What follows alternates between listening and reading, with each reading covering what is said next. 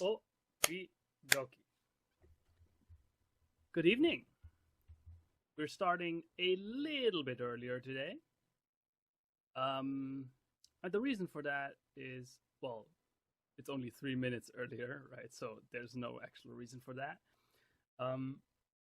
But members of my Discord might have heard that I've been, or watchers of the stream too, might have heard that I've been playing The Last of Us 2 over the last few days, and I have just now finished it, like yesterday night. And therefore, I thought, as it is the game of the hour, right? I'm a little late to the party, I know, but since apparently it is impossible to consider yourself someone who plays video games and not have an opinion on The Last of Us 2, I think there's no harm in me actually also providing my view on the things. Now remember, this is extremely personal. Like, these opinions are in no way generalizable, right? It's just my thoughts on the game as I've now finished it. Right? This is not a real review. I'm not a professional game reviewer, right? I don't consider myself structured enough for that. This is basically just my stream of consciousness on the game, what I liked, what I didn't like, what I liked and what I didn't like, and yeah. Now, be aware, this will be mega spoiler, right? I will not hold back anything. I will go once I'm in the zone. There is no distinction in my brain anymore. What's a spoiler and what isn't? It's just my thoughts, right? Therefore, I have decided to put this on the screen. As long as you see this, and as long as my assistant penguin here, my assistant penguin Yori, is on the screen, there are spoilers, okay? Once this is gone, you can come back, or you can unmute the stream. Or, if you're not a pussy, you can just take the spoilers as they are. Good. Now, let's go. I've made a few notes. I'm not that unstructured. So I was wondering what to keep in the distance, in the background. Should I? Yeah, no. Let's just keep it at that. I think that's a beautiful backdrop. So, okay. First things first. Let's start with the things that are, in my opinion, they are the benign stuff. They don't matter much to me, right? I'm quickly gonna go over them, but they have no bearing on if a game is like really good or really bad for me. It's just stuff that the game has, and some of it is good, some of it is bad, but for me it doesn't matter that much. And the first one of these things is the gameplay. Now, I can already feel Anton cringing because for Anton, gameplay is above everything, and that is absolutely not true for me. For me, the gameplay in The Last of Us is a typical Naughty Dog game. Like, Naughty Dog isn't... The Naughty Dog's games are not good at innovation. They know what they can do, and they perfect what they do. Right? Whatever they touch, they think it through to the very end and perfect it. Now, unfortunately, gameplay just isn't one of their... Nah, that sounds too negative. I think the gameplay that they chose is fun, it's compelling, and it's serviceable. Right? It does everything that it wants to do. Every mechanic in this game kind of makes sense. It's nothing groundbreaking, but I think the gameplay is just Naughty Dog staple good gameplay. Nothing more, nothing less. It's good. Next up, visuals. You all know that I absolutely don't give a fuck about visuals. They have no bearing on the quality of a game, but it still bears to, like, it still should be mentioned. that this game looks fucking god tier. And also, like, as a software developer myself, on a technical level, this game is an absolute marvel. Like, I didn't think it was possible for a PS4 game, or for a piece of software to get this out of a PS4. Like, it's subtle, but have you noticed that there are barely, like, the load times are barely longer than 5 seconds? Almost, like, of course, when you start the game, of course, there's an initial rather long load time. But once you're in the game, like when you die, reloading, between chapters, there's barely any load time. And I think, like, on a technical level, this game is it's a little bit of software engineering porn, to be honest. And also, yeah, the environments look so vibrant and real and are so full of detail. I think that's the characters. For example, have you noticed? This leads into the next tangential point, the level of detail in this game. For example, Abby has fear of heights, and they could have just went with Abby has fear of heights, but no, instead they took the time to add a specific mode that when you're standing next to an edge and you turn the camera to face downward, the camera goes into a, like, vertigo mode where it makes it seem a lot more further down than it actually is. Like, what the fuck, man? That's insane. Right? It's just things, little things like that are. I'm very happy that they are in the game, but for me, like, they get a little bit of a plus, but they don't make or break anything. All right. However, what does make or break everything in the game, and that is the same for almost every game that I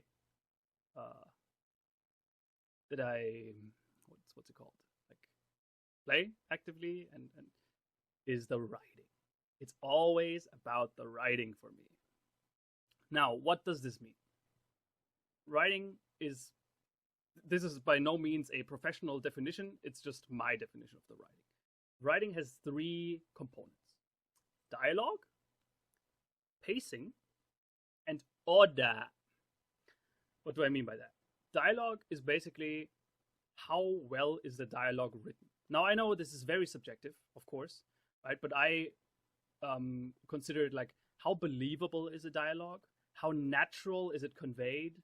Does dialogue feel like a real conversation? Right? That's what I mean with dialogue.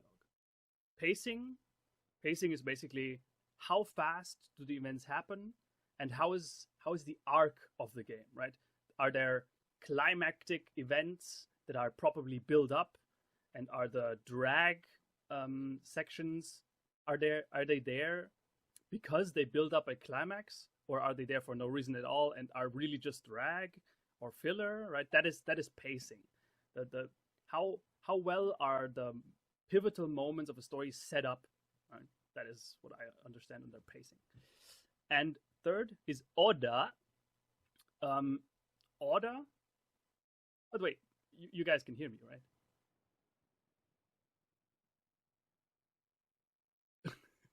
If you couldn't, that would be fucking embarrassing. But I hope you can hear me, because I've seen no one reacting to to it in chat.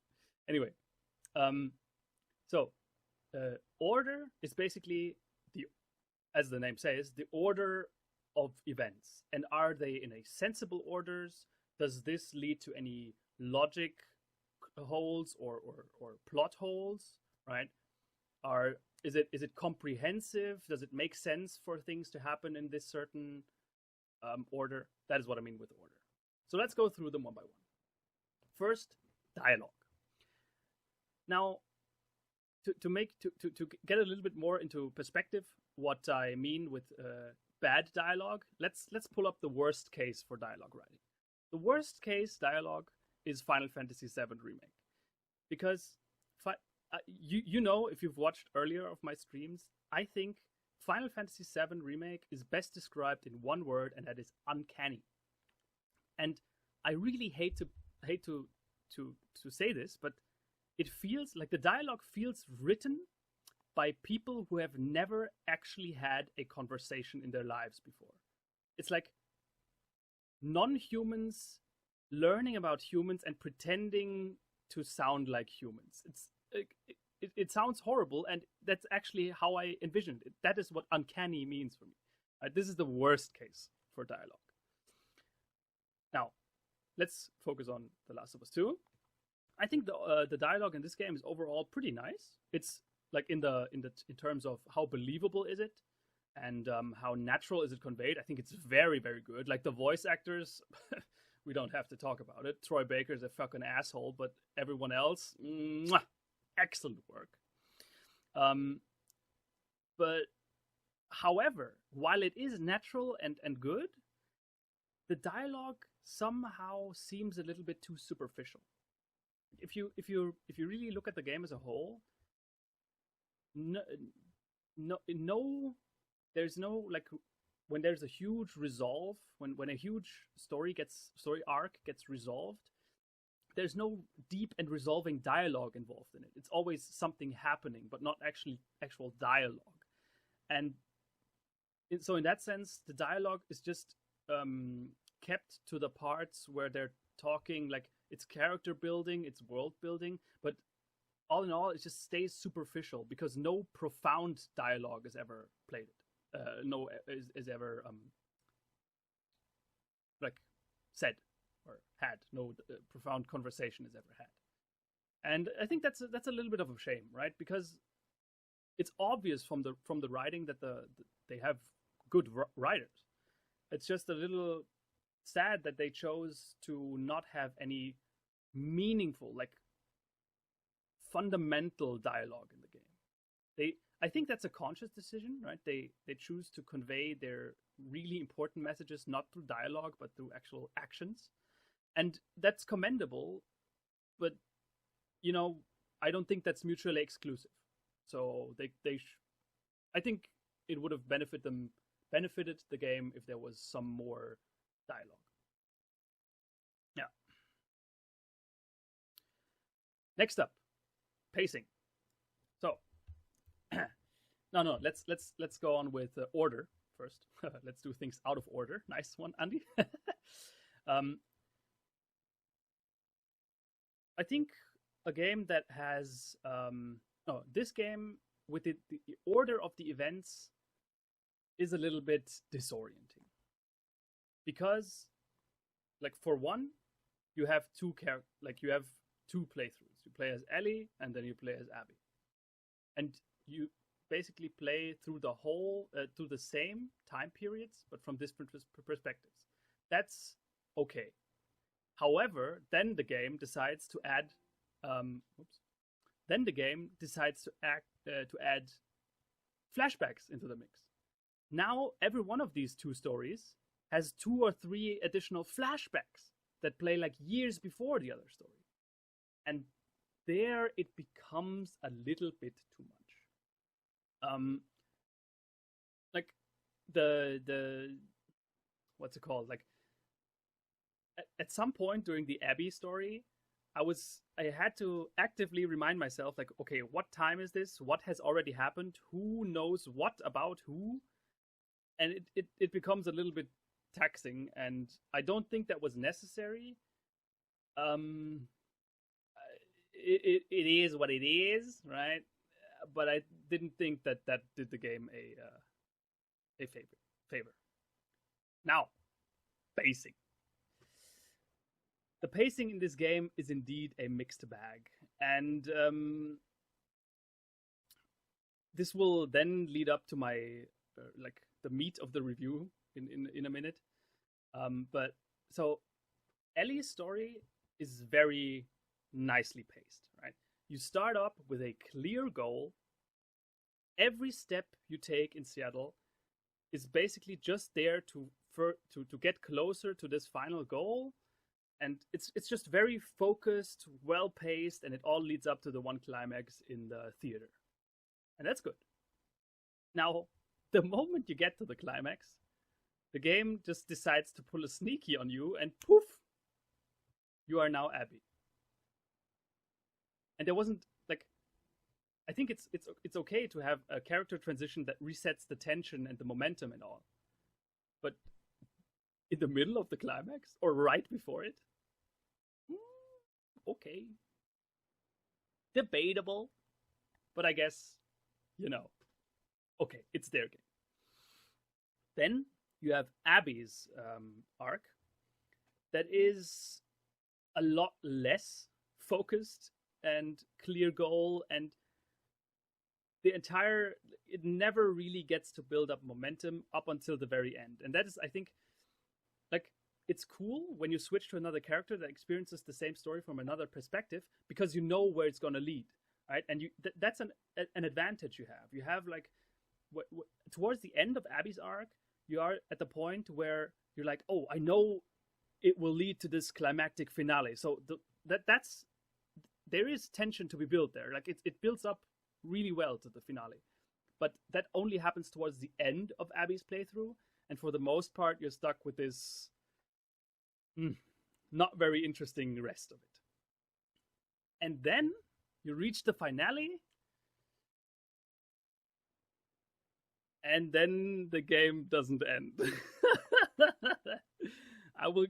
This will be a huge point later, but let's just say that whatever pacing you had up until that point at the end of Abby's arc, at the end of the game, when the game is finally done, there will be no such thing as pacing left. Okay. Now, these are the three things about the writing. And as you might have guessed, it is, all in all,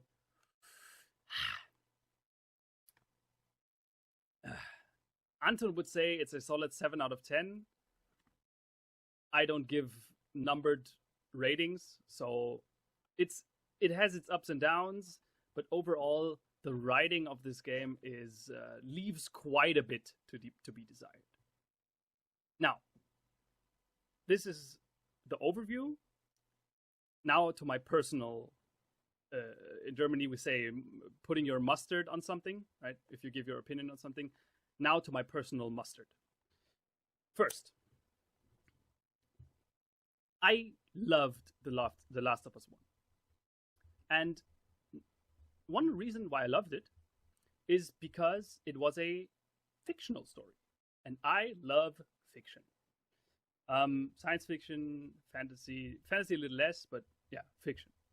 And to me, it was a really big feel bad that they've decided to demote and marginalize the infection to basically just being an environmental hazard. You could, like, picture this. You could replace the entire, like, every scene in the game where there's a cordyceps infected, or every scene in the game where there are cordyceps infected, you could replace them with anything else. Aliens, zombies, ghosts, whatever the fuck. And it would be the exact same game. That hurts. Because it's now no longer a science fiction or fiction story. Because the fiction part of it has absolutely no bearing on the story at all. That's bad, man. For me. Right? And the first game really did that well. The first game, it was very clear, right? From the beginning of the game, you knew, like, oh, this infection is what's, like, the reason for the things happening in the world is this infection. Right? And it was always, you always knew that, yeah, if I bring Ellie to this hospital there, it might develop a vaccine against it. It suddenly gave this entire game a global stake, right? The entire story had like a global scope. And none of that is here in the second game. The second game focuses zero on any global or grander scope. It's just personal.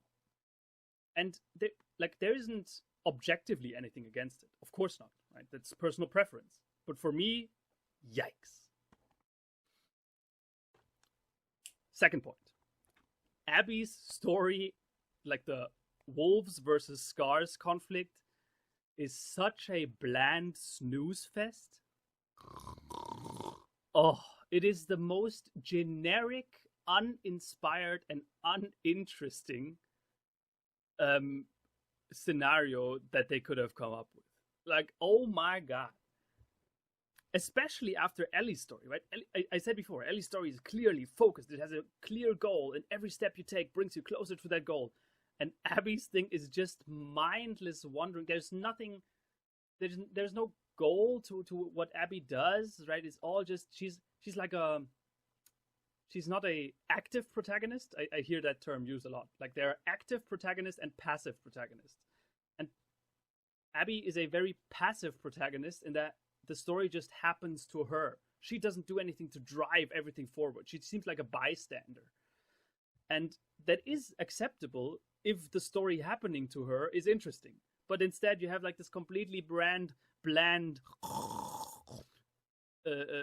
two factions can't get along with each other and then pang.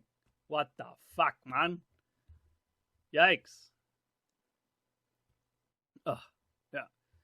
Especially since the conflict between the wolves and the scars, like, it's hinted at during Ellie's story, but it's not ever really established, right? It's just hinted at.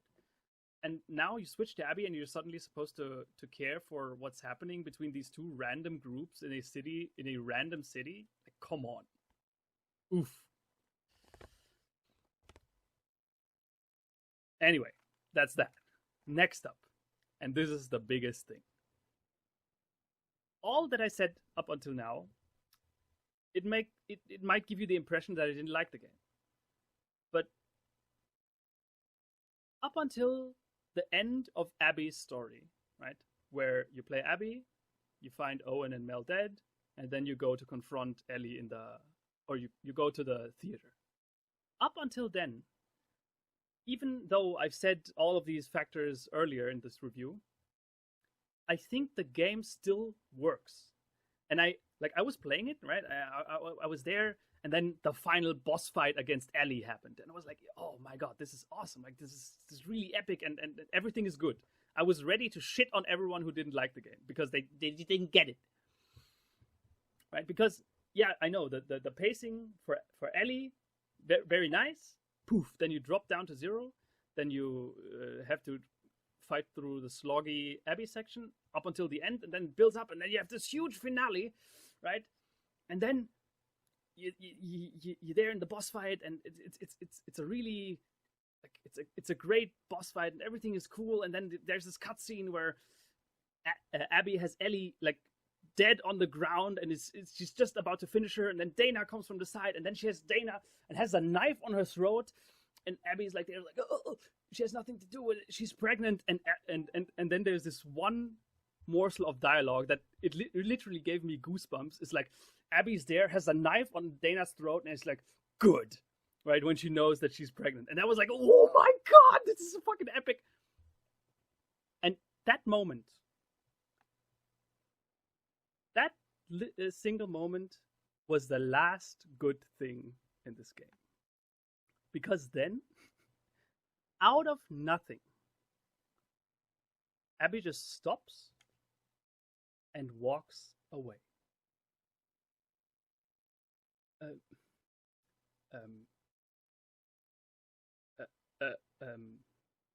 Hallo? Was? The game is over, right? She has Ellie defeated. She has her pregnant girlfriend with a knife on her throat, ready to kill a pregnant girl. And for absolutely zero fucking reason, Abby just stands up and leaves.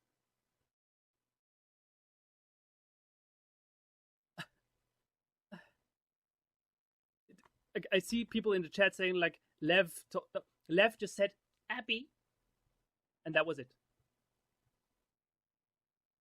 So that is no reason at all for anything. It doesn't explain anything. It doesn't rationalize anything. It doesn't put anything in perspective. Right? There's no development in Abby's story arc that somehow explains or justifies this act of just standing up and leaving. And that's when the game begins from its high point to take one of the most brutal nosedives that I have ever experienced ever.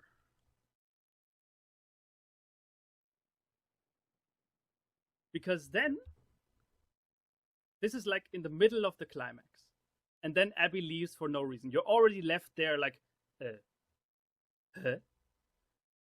And the game, I was then ready to just have the game end there. That would have been very unsatisfying. But then you get the last mission in Santa Barbara, which is, guys, honestly, it looks like it looks straight out of a fucking Hitman game. Anyway. And this final mission in Santa Barbara single-handedly undermines and destroys everything the game has built up until that point. Right? One, it plays so long after the end in the theater that it's so detached from everything that happened before it that there's actually no meaning to it. It is in every sense of the word, it is meaningless, because nothing that has happened before matters for this final mission. The final mission actually doesn't conclude anything because it has nothing to do with the first stuff. Right? And it gets worse with every minute that you play this mission, right? Because every character trait that you have grown to that the characters have grown into, right? Everything that they've learned is with every minute of this last mission is undermined more and more and more and more. Like with every minute you play, the final mission destroys the game further. And then you add to that the absolutely unsatisfying final encounter at the end. And then the game ends and it leaves you with nothing. And that is, I think, devastating, because I would consider a work of art a success if a work of art invokes a feeling in its consumer. Take the first game, for example. I love the first game because it made me hate it so much. It got a genuine negative, repulsive reaction out of me. And that's why I consider it a success. Most games cannot do that. Right? Now, if art gets a reaction out of you, either it's like a profound positive experience or a fundamentally negative and like abstoßend, right, repulsive reaction, it's still a success. The worst thing that a piece of art can do is to invoke no reaction at all. And that's what happened at the end. At the end, there was no dialogue, nothing said between the girls. They just leave. Like, I understand, for example, in that one scene at the end of the fight where then Ellie wins, right? Ellie has Abby dead, has her life in her hands, and he doesn't kill her. That was at least explained later when she and Joel learned the like it's really dumb, but at least there's somewhat of a reason for it. But yeah, at the end, after this very disappointing and unsatisfying final encounter, Abby just drives away with Lev, and Ellie just returns home with 2 less fingers. And the game just left me with no reaction at all. I didn't I didn't feel like in the first game where I was like, oh, I hate everyone. I want to destroy this world. I wasn't left with, oh my god, this is such a beautiful message. No, no, no, no, no. I was left with nothing. There was no, I was left with nothing that I could take away from it. It was just an empty bit of software. And that is such a damn shame. I think that is one of the most horrible verdicts that you can give it. But I'm sorry. That's just, and to no small extent is it only the fault of everything that happens after Abby just stands up and leaves from the theater. And that is it. Yeah. All right. Now, this basically concludes everything that I wanted to say on the game. Thank you for enduring it. I'm really sorry. We will get to the gameplay in a few minutes. To finish it up, I want to give you guys my personal little fan fiction of how I would have concluded The Last of Us 2. Now, I'm not a good writer, or I don't know, right? I'm not writing anything. It's probably going to be pretty cringe, but it's just my take on it, okay? So, picture this. During Ellie's story, you basically, that's more or less a fact, right? You see her fall deeper and deeper into this rabbit hole of revenge and madness, and she basically transforms. You see her transform into an absolute monster that just kills everything and everyone in her way, and she just transforms into an absolute monster. And then Abby's arc should have been the opposite, where everyone starts off by thinking she's a really bad person and everyone hates her, and through the saving of Lev, of the two Scars, the kids, she like redeems herself. And then once at the end of Abby's story, she should have been like, you just see her turn the corner, right? You just see her turn around. There's a glimpse of hope that no matter how lost a person is, it can redeem herself. And then in typical The Last of Us fashion, Ellie should have killed her.